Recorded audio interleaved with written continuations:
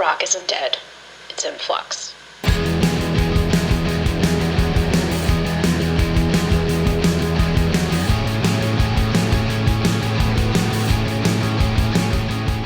Hi, everyone. I'm Britt from Rock and Flux, and I am joined today by Nick Babotis of the band Trauma Ray. Nick, thank you for being on the show today.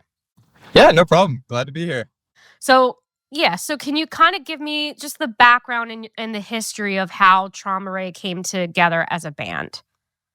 Yeah, so Darren Bond, our bassist, and Uri, the singer, they both had known each other previously. And then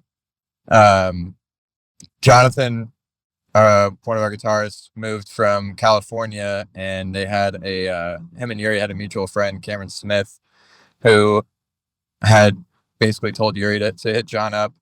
And so they did that. And then, long story short, John was left in Instagram follower purgatory for a while.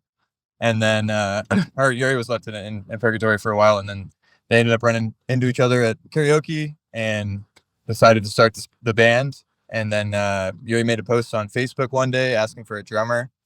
And I replied with the raised hand emoji. And then they sent me an audition, and that was that. And then a couple years later, one of my college best friends and roommates was also a guitarist, Coleman.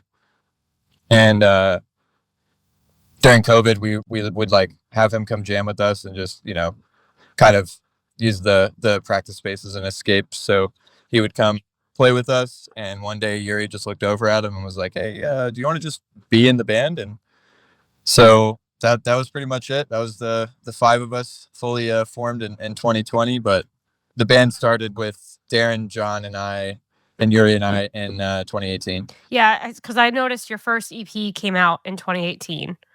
Yes. What made you come up with the name Trauma Ray? How did you all come up with that?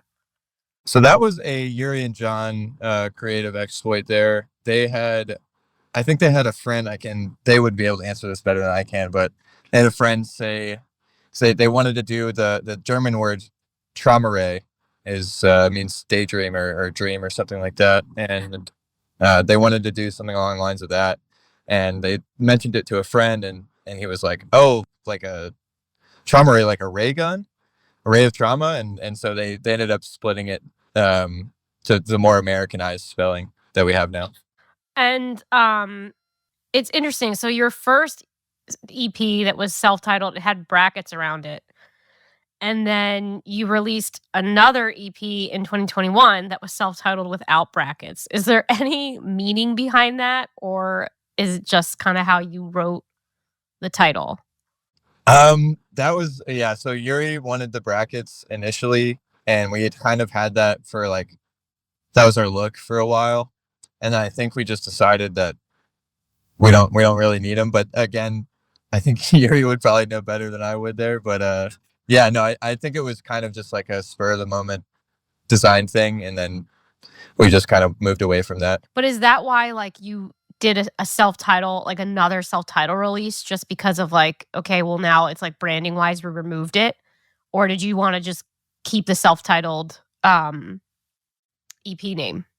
I think we just wanted to keep the self-title going. I mean, from my point of view, the EPs were just kind of getting music out while we could, and just to get something out there.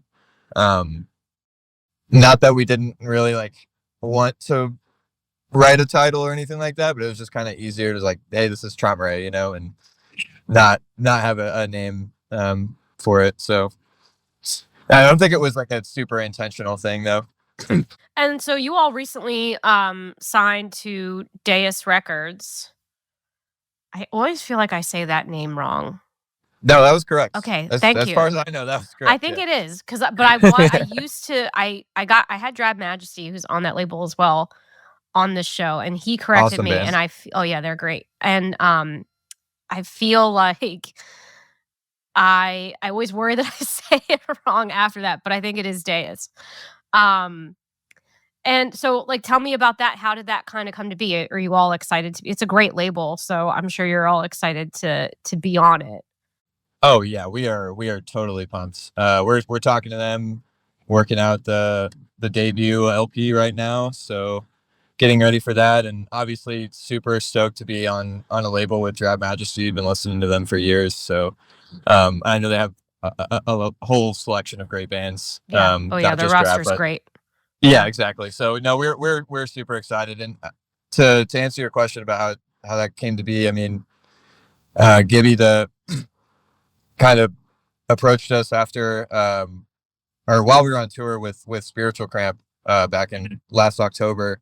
Mike B, the singer of Spiritual Cramp, was like really pushing for us and being an absolute homie, just telling everybody like, hey, you know, you guys should really check out this band. And the Gibby from Deus started hitting us up and chatted with us pretty much for the rest of that tour after Mike had shouted us out. And yeah, it just kind of went on from there. And I mean, he came out and saw us at our show in LA on our next tour and like helped us unload the van and everything, and was just such a good dude and really invested. And you could tell he wanted to work with us and make stuff happen. So Well, and they treat their bands really well. I did an interview. It was just a written interview with Gibby, but like, I respect them, a lot because of how they approach being a label, because sometimes that's hard to find labels that actually care about the artists and are fair.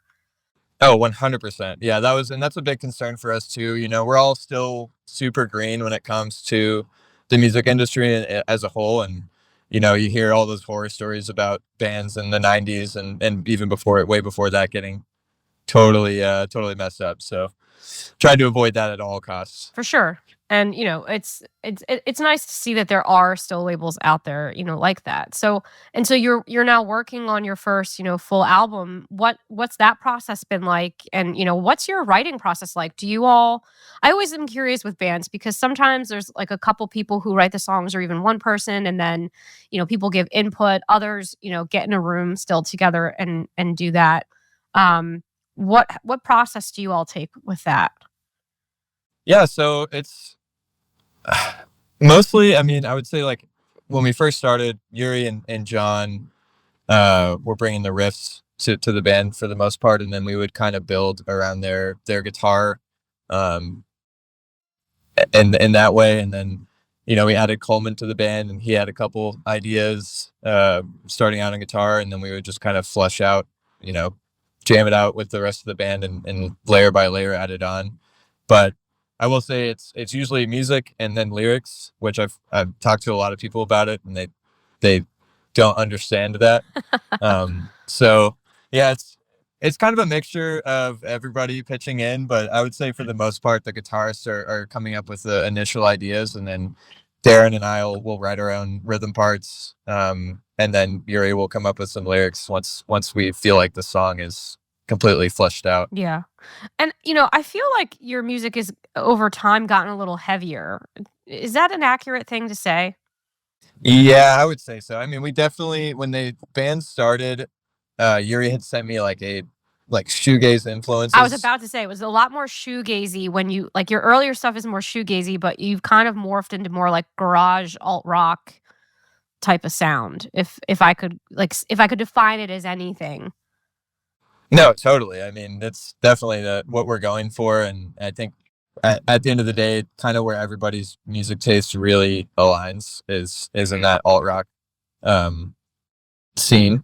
So yeah, I would definitely agree. It's gotten heavier for sure. So in that, if if someone asked you like where to start listening to you all, if you could could suggest to them a song, what do you think you should suggest first? Relay's probably up there, but I don't know. Recommending that one is feels kind of cliche, but I will say the first EP, like probably Solstice, is one of my favorite songs and that we've ever written, and I feel like that's a good encapsulation of like what the band is capable of and like what our sound is. So I usually recommend that one to people. It's got a little bit of everything, but if you want a little bit on the heavier side, I really like Deadpan. As the drummer, it's one of my favorites to play. So either one of those. Hey, Yuri's in here now. He might have a input. Hi, Uri. Hi there. How's it going? I'm good. How are you? Sorry, I was late. I was That's okay. It's my first episode that I have someone enter as it's already started. Oh, dope. So it's actually that's kind of cool. So what we were just talking about was if Nick had to suggest a song of yours, like if somebody said to you, I'm going to start listening to your band, what song would you suggest that they listen to first? Oh, right now it would be Haley. Just because. So that's what I would have. Just because I think that's that's definitely like the most polished sound that we have now. There you go. Well, it's always interesting to me too because everyone in the band always has a different thought of what they would choose, and then people who are fans have sometimes a different choice than the band even does. For so sure. And like it's always interesting to me. Oh, you know what? I didn't even think about Trauma Ray either. The song that's named after our band would probably be a good one. That also is that. I think that's my other contender. It's either that one or Haley.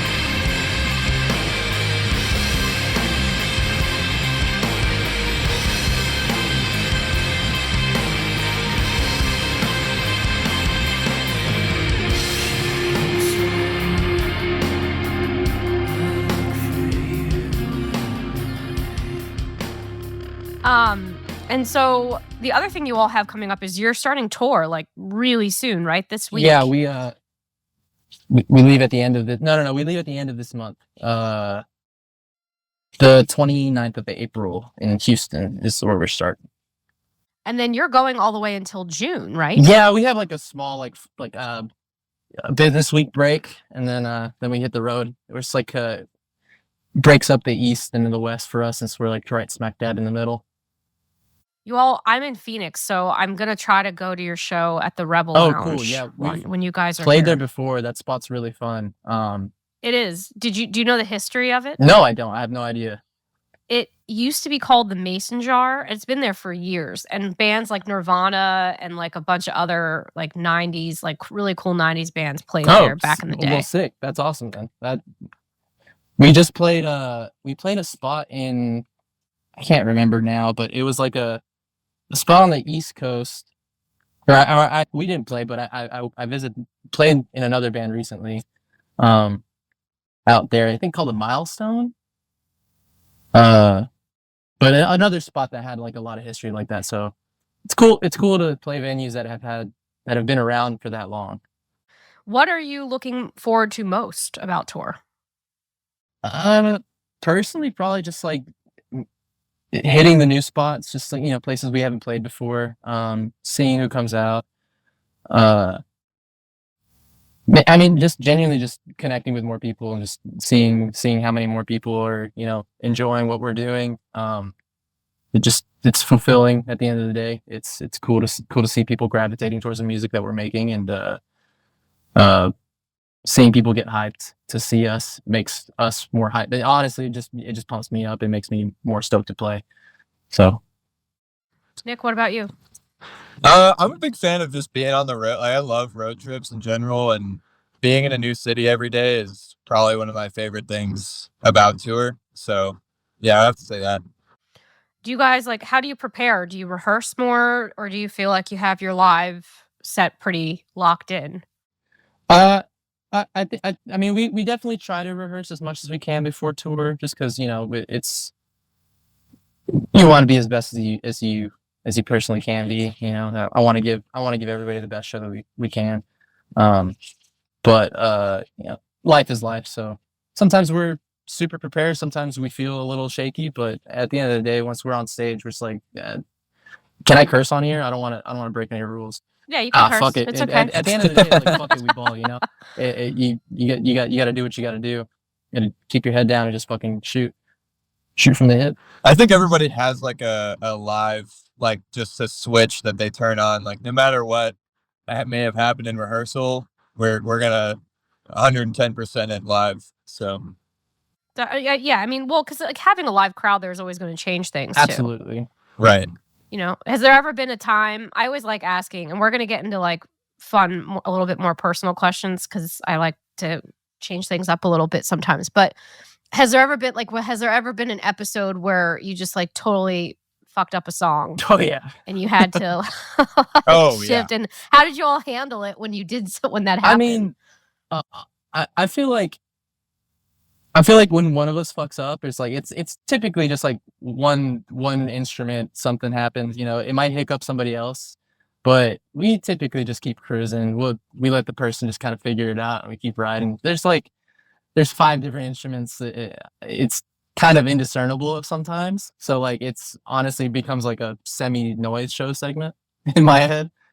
Yeah, but like if something happens to Nick, I feel like that's probably one of the worst things. Oh, yeah. Is like Oh yeah. the drummer, yeah, it's you usually know? not fun when Nick drops a stick or his clutch on his hi-hat falls Yeah, Nick, off. But it's honestly kind of funny. We just kind of turn around and we'll be like, are you all right? And he's right, you just gotta play yeah, through he it, just you know. Nick's awesome because like a stick will, you know, fly out of his hand just because he's like flying, you know, through the set, and then we'll turn around after the song and he's all smiles. He's never. That's also the biggest thing is like, hey, when we fuck up, it's life. We're human. We fuck up, and it's just fun at the end of the day. Right. Who cares? I just say that from the point of like the drummer is such a critical part. Oh yeah. You know, for the rest of the Yeah. band. So It's usually on the new, like when we try to play new songs, it'll get kind of wonky sometimes. But the beauty of playing a new song is nobody knows the song. Yeah, that's true. So it's kind of like a little bit of a crutch that you can fall on there. Yeah, that makes sense. Okay, so now some more fun questions, which an easy one is like, what are you all listening to? Like, what other bands are you listening to at the moment that you would want to talk about? Nick, I'm gonna let you start. I got to think about what I've been listening to. Also, our friend Haley showed me Smoking Room while we were on tour this most recent run, and I've been jamming them nonstop. I believe they're out of the UK. That's really, really good. And then Downward, obviously, love Downward. Yeah, I have to say Downward. And then Tedeschi Trucks Band. Honestly, I've been really digging them lately. I would have to say recently, I've been listening to the new MX Lonely record, the new Prize Horse record. I mean, honestly, all the bands that are kind of like on the upcoming tour, I specifically wanted to tour them because I've just been listening to their songs so much. I think that's good to do though too, to like familiarize yourself. Yeah, I mean, before you go out. You know? I do. I love alt rock music, and I mean, I'm not ashamed to say that it's like what I listen to mainly. I grew up listening to, you know, like the Red Line, Weezer, and then, you know, just all this, like a lot of staple '90s stuff. But yeah, all those recent records, they just have like a lot of like cool elements of stuff that I love, and they're also pushing boundaries that are really, really awesome. What is a surprising fact about Trauma Ray? There might not be one, or if there's not one about the band, maybe about each of you that people might find interesting to know. Let's see. An interesting thing about John, I can tell you, is that John was in Thrasher, in his youth, and he's a and he's an incredible skater. Let's see. An interesting thing about Darren, Darren is he works with like comic books and like works with like I think shipping and doing all that stuff, but he's super into comics. And he's like, Darren's like my favorite nerd. Like he like in the most respectful way I can say that. Like he likes cool shit, and Yeah. I wish Darren was here so he could dive into it because he's more eloquent about it. Yeah. I don't know. The cool thing about Nick is he's an incredible pianist. He plays piano pretty well. And Thanks, man. we'll probably have that on the future music, I'm sure. Nick, I'm gonna let you handle. Sorry, I wish I had one to fire. No, for you, you're but fine. You're fine. I'm blanking. You're fine. You're fine. You've known Coleman longer. What's something cool about Coleman? I mean, Coleman's also a skater with like John. I don't think that he was in Thrasher, but he's a hell of. He is pretty good. Yeah, he and John do go skate pretty. But he's also really he's real good with tech and stuff too. Like he's a smart dude. Good, really smart about ecology and stuff as well. It's actually what he went to school for. So.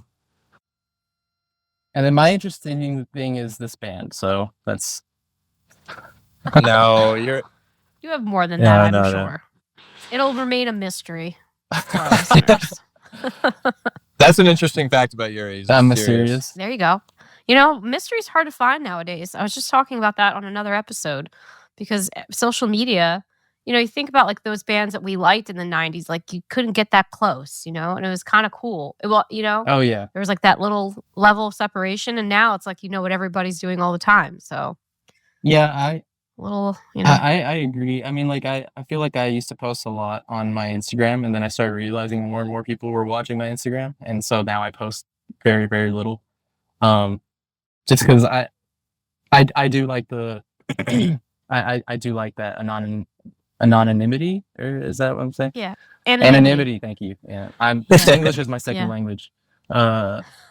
That's my interesting. There's your interesting fact right bilingual. There you go. I am Mexican and Salvadorian from descent. So it really is true. It's your second language. That is an interesting fact. Yeah, yo hablo español fluente.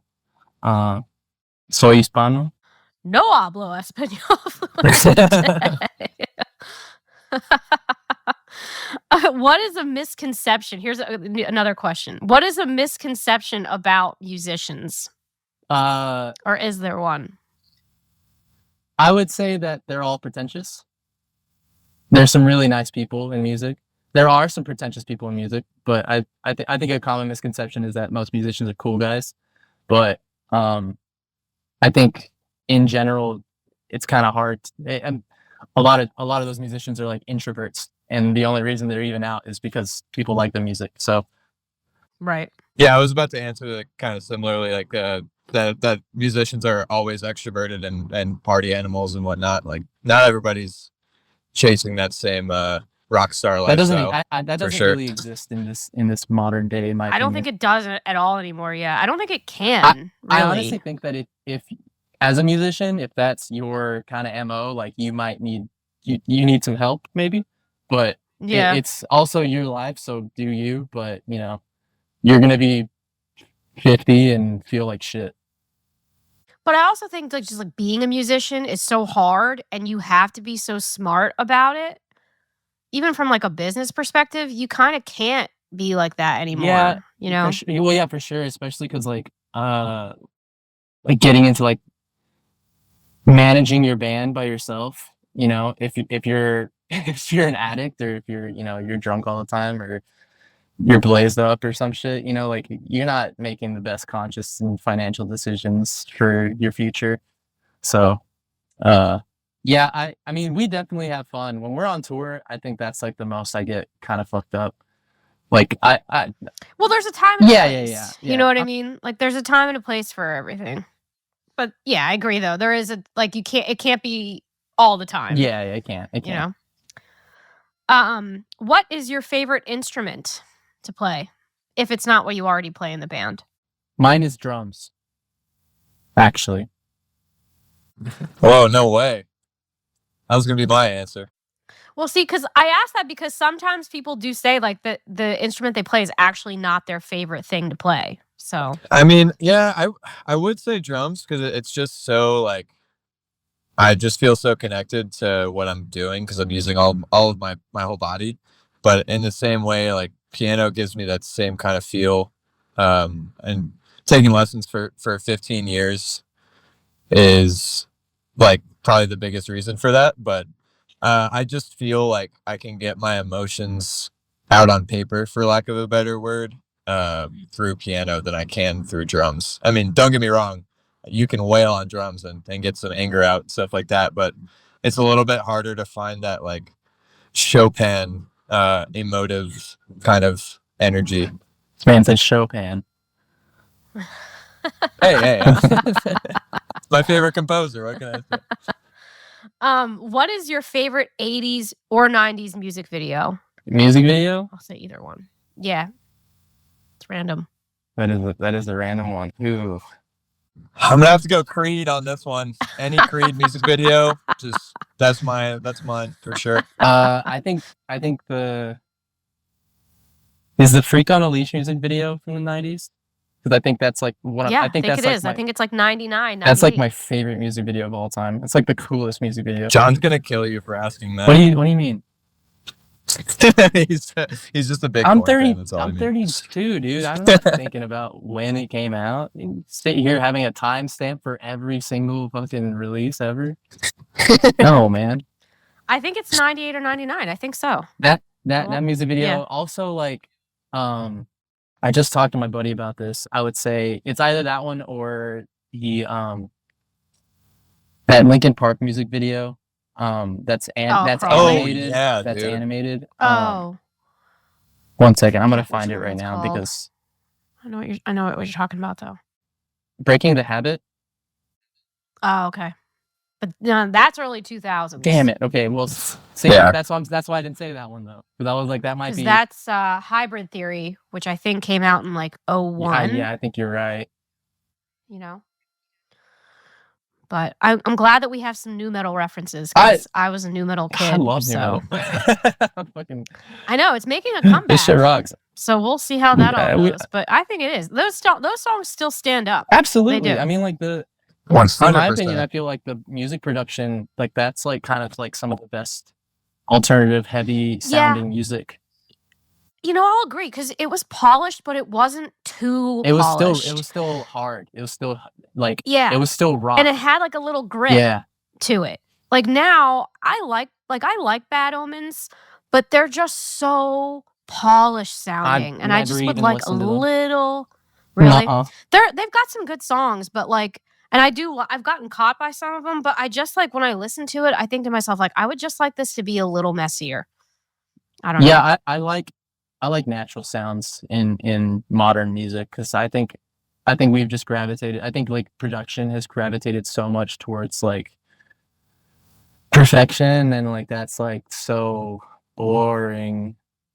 Yeah, it's like it's just not rock and roll Yeah. either to me. I don't know, but Yeah, the imperfections are what makes it perfect for me. yeah. Well, just like I don't know, it gives a little more attitude. It feels or something like just some more feeling in general, I guess. But a lot, especially I feel like in the metal world, it's gotten like super, like just perfect production now. Yeah, if I would And ever back write in a the metal day, it record, didn't. I would fuck up on purpose, and I would make it sound like shit. You know who actually, I personally feel like in recent years they have like perfectly combined metal and industrial is the band Health. If you guys have Health listened to rocks. them at all, they are so good. And like, I don't know how they did it, but they have managed to combine metal and industrial in a way that and no one else has ever, in my opinion, done. Like their new album, Rat Wars, if you listen to it, it is excellent. Yeah, I'm gonna have to check that out. That sounds really good. Health rocks. It's awesome. Um, It's so good. And it's like, it's metal, but it's got industrial and like a lot of synth in it. And it is not, it's well produced, kind of like the new metal sound, you know, because it's well produced, but it still has that grit. their to art it. is It also is, fucking like- cool too. Like all their art like connected to the music. They're also like super cool people. I had Jake on the show once. Oh, sick! Yeah. Yeah. Do- So I want to actually have them back, but they're like awesome. If you do have them So back, definitely let them check know that out. Trauma is a fan, or let them know Yuri is a fan. Yes, I will. So like, we're starting to get toward the end of our conversation. I always ask every band this, and I want to ask you guys too. And it's kind of like parlaying into what we've already been talking about.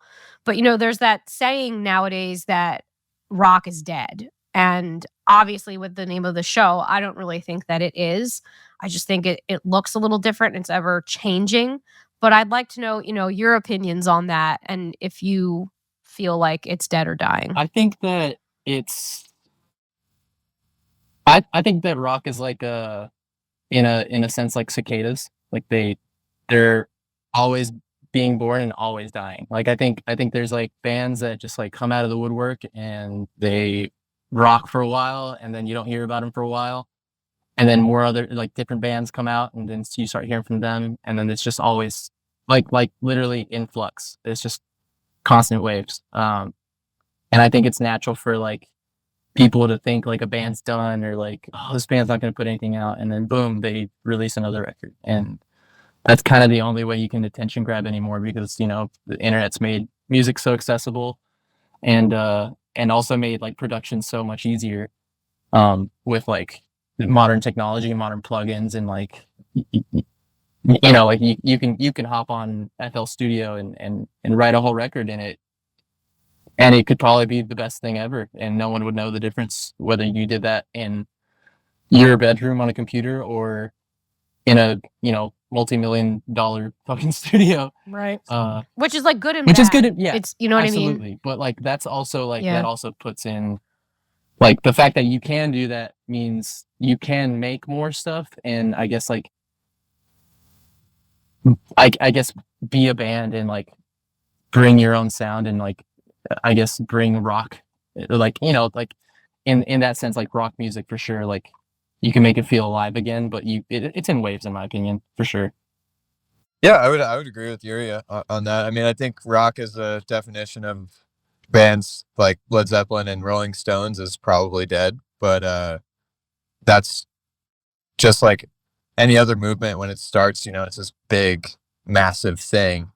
And then everyone just like thinks that's how it's supposed to be forever. And I don't know, I think it's just adapting to, like you guys have been talking about, like this modern technology that's come in and made it easier, but also more accessible and all that kind of stuff. I think I it's would coming agree. back though. Like I think that there will Absolutely. eventually be like, and there kind of have been like Turnstile like has done really well in recent years, a great example of guitar music being fun. And then you got catchy. like Queens of the Stone Age is still putting stuff out. I mean, they're probably one of my favorite bands of all time. So seeing that they're still doing music, like, I mean, Dave Grohl's still doing stuff. Like, yeah, Foo Fighters is still like, it's like it just depends on also what you're listening to. Like maybe your genre might be dead for a little while, but like other genres are thriving.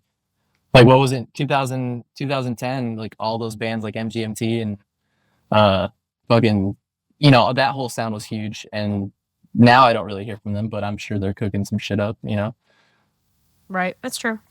But too, like you were saying that earlier before too, like sometimes you like a band gets really popular and then they kind of pull back and go away, and then they'll come up with something new though, and then they're back in the the fold. Yeah, like again. I think a really cool example is like Dive put out Deceiver, which is a fucking phenomenal record, and they toured on that for a while, and then they kind of sat down, wrote the next record.